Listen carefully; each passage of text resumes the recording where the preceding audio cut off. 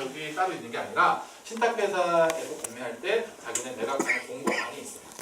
거기에 어떤 조건으로 그 매각한다는 조건이 있거든요. 그것만 잘 숙지하고 여러분들이 입찰하시면 돼요.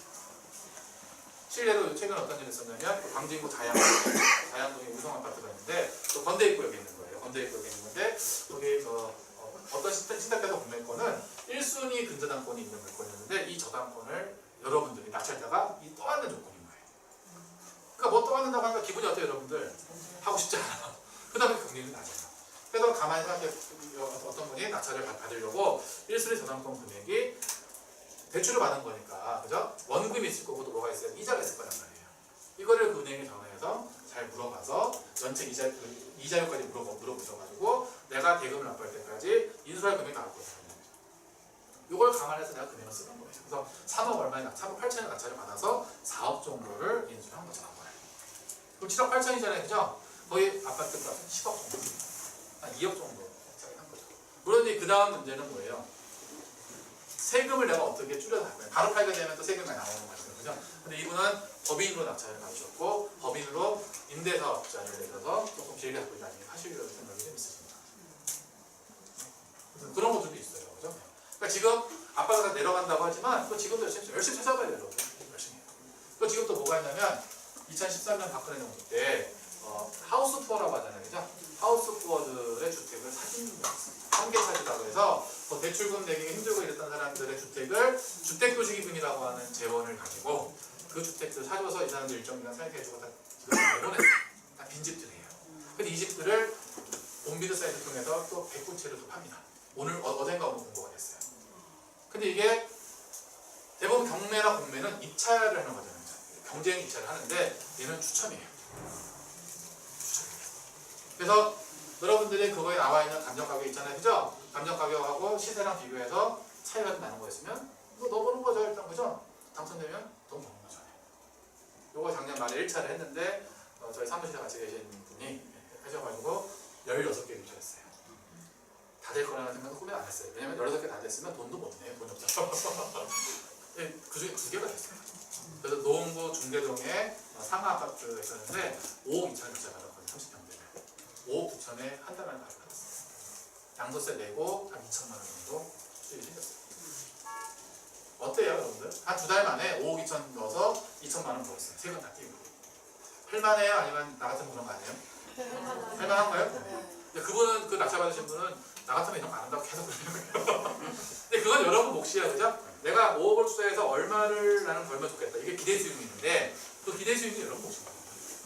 나는 몇 프로 보면 좋겠다. 그죠? 어쨌든 그렇게 지금 가격이 떨어진 시점이긴 하지만 지금 실수요자로 또 물건 사시는 분들도 있어요. 싸게 사서 싸게 팔면 돼요. 그런 것도 있을 것 같고. 그리고 이제 부동산 관련 카페들 같은 데도 여러분들이 가입해 놓으시면 일단 생업이 있으시기 때문에 부동산 기사 같은 거는 한 일일이 보시기 어렵잖아요. 그죠? 그런 데서 계속 이메일이 옵니다.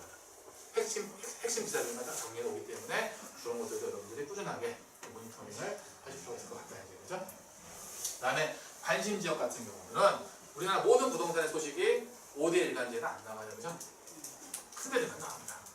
그래서 그런 데들 지역 소식을 보시려면 지역 카페들이 있어요.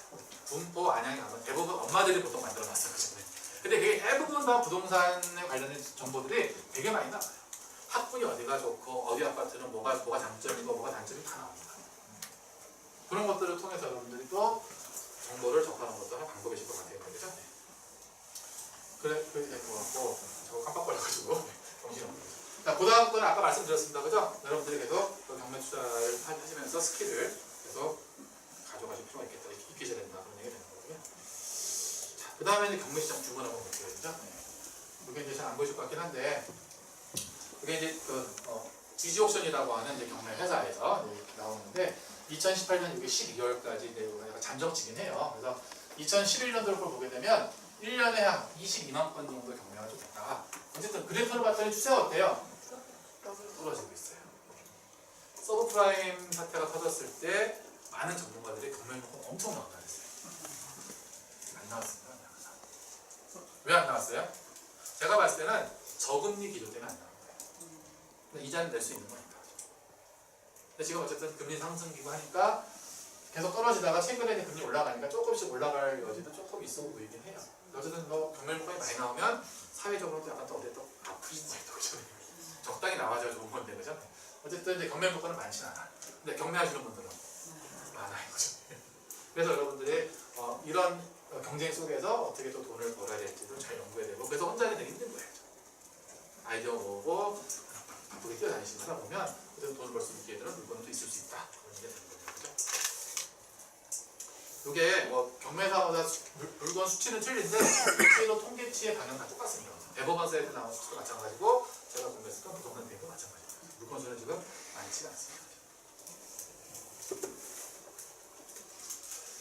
그 다음에 거는 이제 경매랑 중개와의 차이를 한번 말씀드리려고 하는 거예요. 그죠?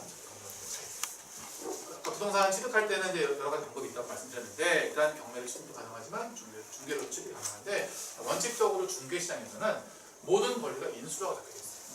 무슨 얘기냐? 여러분이 매수할 부동산에 매도인이라고 하잖아요. 그렇죠? 매도인 부동산에 갔더니 등기부등본에 가압류가 있어요. 또 임차인도 있어요. 그럼 여러분이 그 매매계약을 하게 되면 어떻게 매매계약을 해요? 특약상에 보통 뭘 적어요? 가압류는 말소한다. 그렇죠. 뭐 중도금 시기까지나 아니면은 뭐 잔금 전까지 가압류를 말소한다. 또는 임차인까지 이사를 가게 만든다라고 하면 명분은 뭐 매도인은 책임지고 해주게 한다. 뭐 이런 식으로 다 적고 가는 거예요. 왜 그걸 왜 적냐면 이걸 안 적으면 여러분들이 그 가압류나 임차인의 보증금이 다 여러분이 떠받는 거예요. 중개 시장에서는 말소되고 이런 게 없어요. 여러분끼리 매도인하고 특약을 맺어서 지우는 거지 그렇지 않으면 여러분 다 떠나야 됩니다. 근데 경매는 아까 잠깐 말씀드렸지만 일정 권리, 말소 기준 권리라는 걸 찾으면 걔보다 순서가 늦으면 다 지워지고 걔보다 순서가 빠르면 여러분이 인수하는 거예요. 근데 그런 차이가 좀 있습니다. 그런 차이. 그리고 경매 시장에는 경매는 누가 팔아주는 거예요? 법원에서 대신 매매를 해주는 거라서 약간 안정적인 거죠. 그죠? 근데 일반 부동산에서 여러분들 취득하시게 된다고 하면 집값이 오를 때는 또 무슨 매매가 많냐면 이중 매매가 많아요. 여러분한테랑 계약을 했는데 여러분보다 집값을 더 쳐주겠다는 사람이 있는 거예요. 그죠? 그래서 여러분한테 계약금의 2배를 물어주더라도 그죠? 더 주는 쪽에다 가는 경우도 있어요. 뭐 이런 것들을 이중 매매 위험이 좀 있을 수 있다. 그죠? 그래서 분쟁이 휘말릴 가능성이 있는데 경매는 그럴 일이 거의 없다. 그죠? 이렇게 되는 거고. 그 다음에 경매 시장은 대출 잘 나옵니다. 아까 말씀드렸어요. 그죠? 근데 경매 시장에 대출이 잘 나오는데 금리가 비싼가요? 그렇지 않아요. 여러분들 주로 거래하시는 주거래은행이 있는데 주거래은행보다는 대출을 많이 해주는데 그런 대체적으로 아파트 같은 경우는 0.2에서 0.4 정도, 0.5 정도 높긴 해요. 근데 안 그런 경우도 있어요. 왜냐하면 경락장분 대출을 취급하는 금융권에서도 약간 특한 상품들이 좀 있어요. 그걸 우리가 전국에 있는 경락장분 대출하는 상품을 다 검토할 수가 없어서 모르는 거지 여러분들이 좀 더 계속 알아보신다고 하면 경락장분 대출 상품은 계속 조건이 나옵니다. 공장이나 창고 같은 경우는 조금 금리가 높은데 재작년인가 평택항 앞에 창고를 납찰받으신 분이 계신데 의정부 동읍에서 2.9%의 대출 금리로 대출을 받아들인 분이 있어요. 저도 깜짝 놀랐어요. 저도 깜짝 놀랐어요. 그런데 통상은 지금은 여러분들이 상가 같은 거를 납찰받으신다고 하면 3.5에서 4% 차이 정도 되실 것 같고요. 그죠? 주택은 3.23에서 한 4% 차이 정도 되실 것 같아요. 그죠? 근데 대출을 더 많이 받으신다고 하시면 3% 후반에서 4% 초반 정도 되실 것 같아요. 그리고 지금 대출 받으시면 한 3개월마다 계속 문자 오실 거예요. 그죠? 금리 올린다고. 그래서 계속 금리는 조금씩 올라가고 있다. 그죠? 이렇게 되는 거고, 그다음에 토지거래 허가를 받을 필요가 없다는데 사실 토지거래 허가구역이라고 들어보셨죠, 그죠? 개발이 딱 되는 곳에 투기를 방지하기 위해서 만들어놨는데 지금은 토지거래 허가구역이 많지는 않을 거예요. 근데 언제 많았었냐면 2006년 7년 때 재개발 재건축 하고는 엄청 많았어요. 그래서 이 당시에 토지거래 허가구역이 묶이게 되면 실수요자가 아니면 거기 부동산을 살 수가 없어요. 그러다 보니까 그 지역에 경매나 공매 물건이 나오면 토지거래 허가를 받을 필요가 없잖아요, 그죠? 경쟁률이 엄청나게 올랐어요. 지금 해제가 됐지만 금정역이라고 있어요. 그죠? 금정역이 GTX 15선 갈 곳인데 금정역을 딱 등지고 앞에 보시게 되면 오른쪽 편이 재개발이 열렸어요. 금정 3구역이 이루어졌어요. 입지 좋잖아요.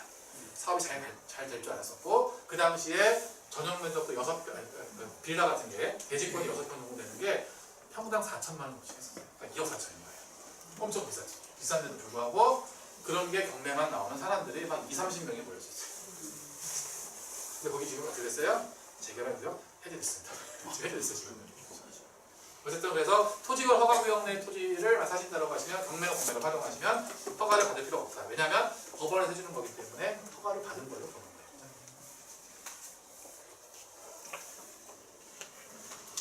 네, 그렇게 되는데 시간이 벌써 2시간 다 돼가서 마지막 페이지로 빨리 왔어요. 마지막 페이지는 이제 오늘 드릴 말씀 중에서 가장 머리가 아픈 거가 될 것 같아요. 그래서 한번 써가면서 말씀 좀 드려볼게요. 그죠? 경매 절차인데 경매는 민사집행법이라고 하는 법에 의해서 진행이 됩니다. 원래는 이게 민사소송법에 같이 있었다가